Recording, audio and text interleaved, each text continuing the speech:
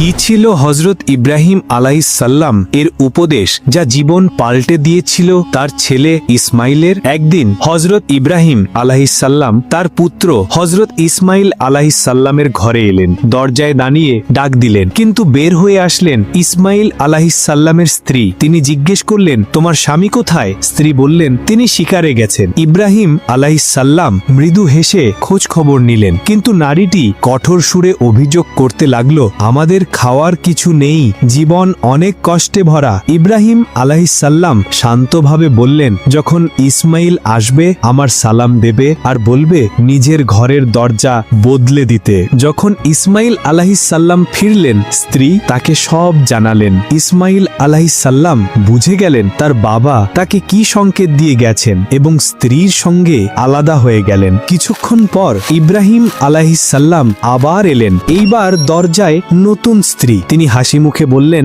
আমার স্বামী শিকারে গেছেন, আলহামদুলিল্লাহ আমরা ভালো আছি। ভালোবাসা নিয়ে দুধ ও মাংস এনে দিলেন অতিথিকে। ইব্রাহিম আলাইহিসসালাম খুশি হয়ে দোয়া করলেন আর বললেন, যখন ইসমাইল আসবে আমার সালাম দেবে আর বলবে এখন তোমার ঘরের দরজা ঠিক আছে। ইসমাইল আলাইহিসসালাম ফিরে শুনে আনন্দে বললেন, এ আমার পিতা ইব্রাহিম আলাইহিসসালামের উপদেশ,